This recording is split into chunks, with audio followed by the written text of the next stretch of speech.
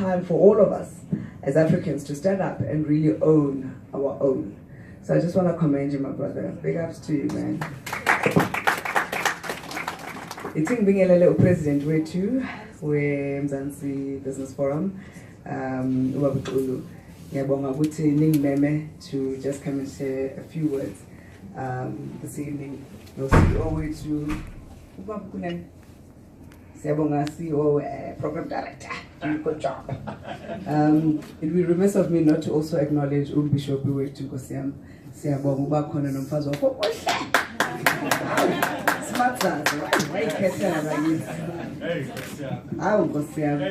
also would like to acknowledge my mentors, Dr. Tony Luck. Thank you for being here, Mother, with our ambassador, and my friends who I see in the room. Savita, Ushumikazi, Tantile, Nomani.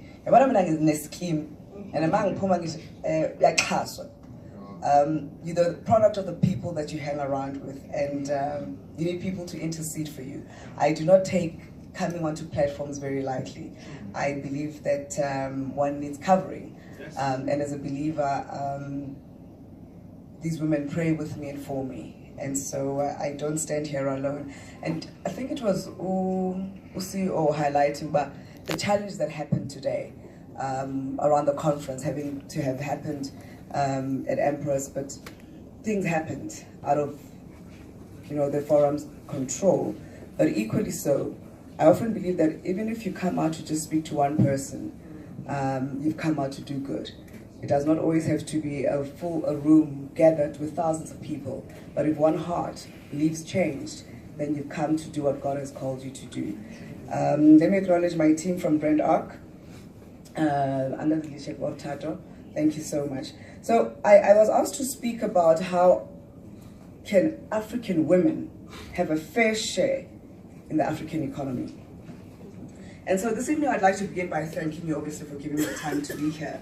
And really I see this opportunity for me to share my experiences as a woman in business. And as an entrepreneur, I'm a serial entrepreneur.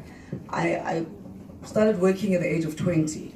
And I thank God that I've never been employed. I've always been self-employed.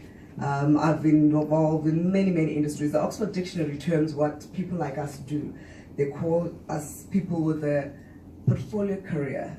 And that in essence means that somebody who does multiple of things at the same time that generate revenue. So I'm involved in mining, I'm involved in property, I'm involved in travel. But my passion business is television. I love creating content. I wake up every day and I'm inspired by the stories that I as an African child are able to tell about our people authentically, with truth and with honesty. Oftentimes when you go overseas, you switch on CNN or BBC or Al Jazeera, and you see how our stories are being told and juxtaposed in a manner that you can't even relate. So I decided to own that back, that I am going to tell our own stories in how we live as Africans with a number of shows that I produce. Currently I produce about 12 television shows, and these shows are syndicated across the world, across the continent, and it's because of a vision and a passion that I have for this industry. So when asked the question, what steps need to be taken in order to fast track the inclusion of African women into the economy of the continent, Melina Mohosho, former governor of the Bank of Botswana, began by making it clear that including women in the mainstream economy is essential to African development. It's no longer an option, by the way. So in my humble opinion, to exclude more than half the talent pool in the continent is an indictment, and indeed I believe that a self-sabotage on the potential of this continent we all call home.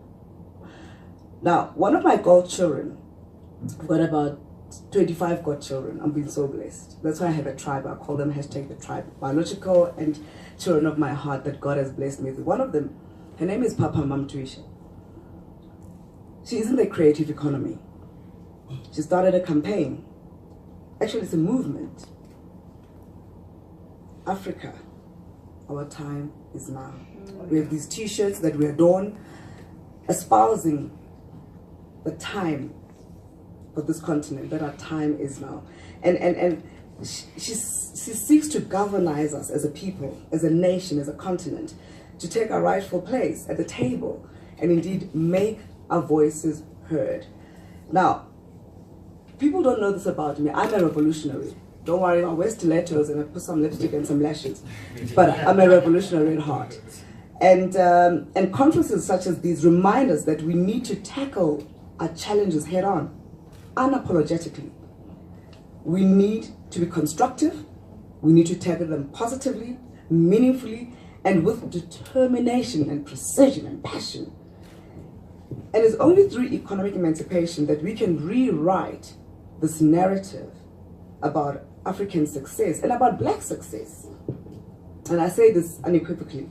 Now, let me go back to Memohosho's statement, and I quote, "Excluding women from economic activity is a waste of productive resources. And one way to include women is to narrow the gap between the rich and the poor." Now, to wake up in 2017 in South Africa and see how the gap between the haves and the have-nots continues to expand, it's a very sad time. It's an indictment about what are we doing as entrepreneurs to help narrow that gap. And it's incumbent upon each and every one of us to do our part. And technology, I believe, is one of the things that could be used to close that particular divide. And then she concluded that whereas it was not long ago that we were concerned about the digital divide, we now need to look at technology as a means to build bridges between those at the top and those at the bottom. Now, there are three key messages we can extrapolate from the above, and those being: number one, the inclusion of African women into the mainstream economy is no longer optional, ladies and gentlemen. Two, there's a real need to bridge the gap between the rich and the poor. There's a real need. Three, technology is one of the keys we can use to close this particular divide. Now, here's a fact. I like to walk and talk, but maybe I shouldn't do that this evening because I'm all wired up. Here's a fact. Who has to walk miles to go and draw water from a well?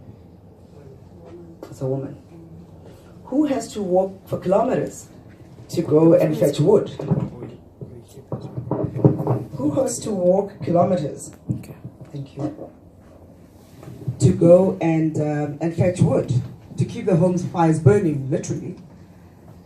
Who has to look after an ailing relative on the side of the bed?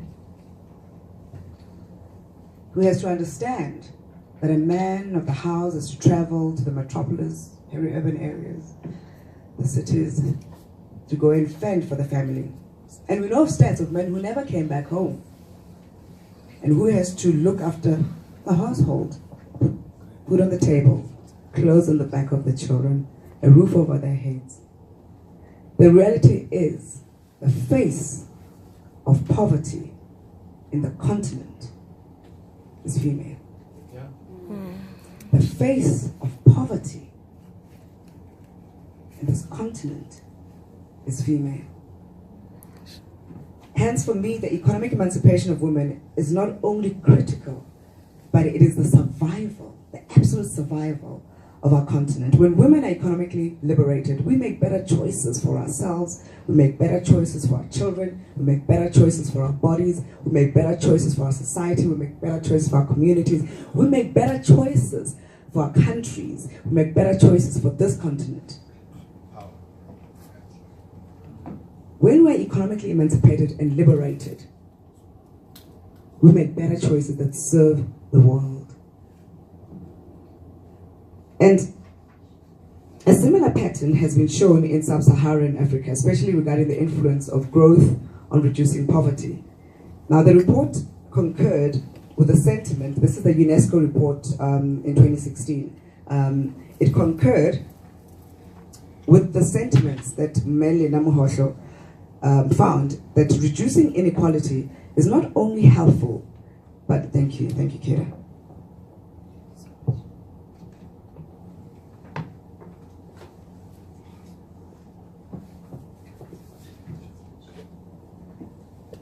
So Memohosho found that reducing inequality is not only helpful, but essential because high inequality is divisive and socially corrosive.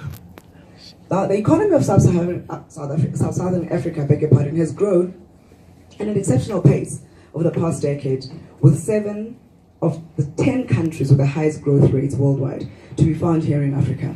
However, growth has been concentrated in particular sectors of the economy and in specific geographical areas within countries.